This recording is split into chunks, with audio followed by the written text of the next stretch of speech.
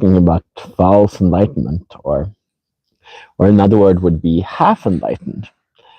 Um, these are words that kind of are put out there in society, in old texts, and in different teachings, and they are kind of prevalent in these times, where kind of many kind of claim enlightenment, so to speak, or many claim, maybe more accurate, to kind of understand the system. They have received the teachings, and thus they speak as if they understand the system.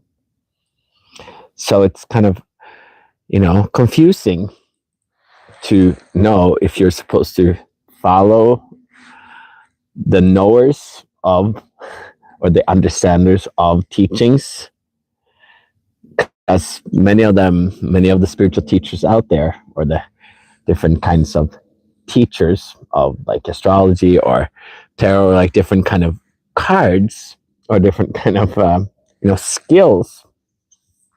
It could be tai chi, it could be many things, so meditation, out of body, many different kind of teachings and skills. Like most of these kind of all kind of talk as if they know kind of this skill, that they have mastered kind of enlightenment, so to speak. So they talk about it maybe more as a mastery, and then it's easy to intellectualize what it really means to be enlightened, or sometimes be like, I'm born in here as an enlightened, or I'm a ET soul, or I'm an angel soul. There's many kind of different souls, and I'm not from here. All these different kind of ideas that are floating around, or that I have all these past life memories kind of early on, that means that I must be enlightened just because I have memories. But understand, we can open up to all these different dimensions of being, and all these different teachers or ideas, philosophies, are kind of parts of bubbles, dimensions of being, that if you kind of take a step back from all of them and understand that they're not they can feel very enlightened in its philosophy, and their perception, because everyone will kind of create their own kind of bubble, their own kind of understanding, their own kind of life experience and understanding.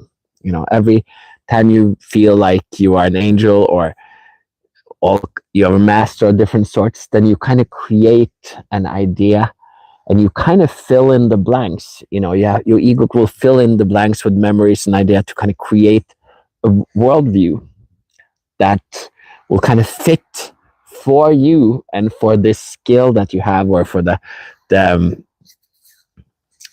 perceptions of your soul, or your being, or your enlightenment and such. So you will kind of create bubbles, and our memory and our ego will kind of literally create these memories. So a lot of times you will experience that some of these things are true, but then when you listen to them, that kind of if you go deeper into their philosophy, or to the skill, you see that they might not necessarily hold water. But sometimes they're pretty good at hiding these other aspects. So it takes time to kind of look through what is real and what is not. So that is the confusion of this time. But the beauty of it is that all these people, all these dimensions of being, can kind of come together in a more integral way. And that is where we kind of have now the potential, that you see all these different teachers and all these different skills and gifts and masters of different skill sets. And that when you don't get too attached to any of them, then you can kind of come to connect and realize that you're all connected with all these dimensions, and then they can kind of become integral to you. And that's when you kind of walk the path of enlightenment. It is a little different than what is mostly out there. So that is why we're having this conversation, so that people will get interested and start to maybe look at it from a different perspective that might have been hidden till now. So glad to see some people on here, and subscribe, check out my Patreon for more information, or Instagram, or YouTube, wherever you're seeing this. Have a beautiful day, guys.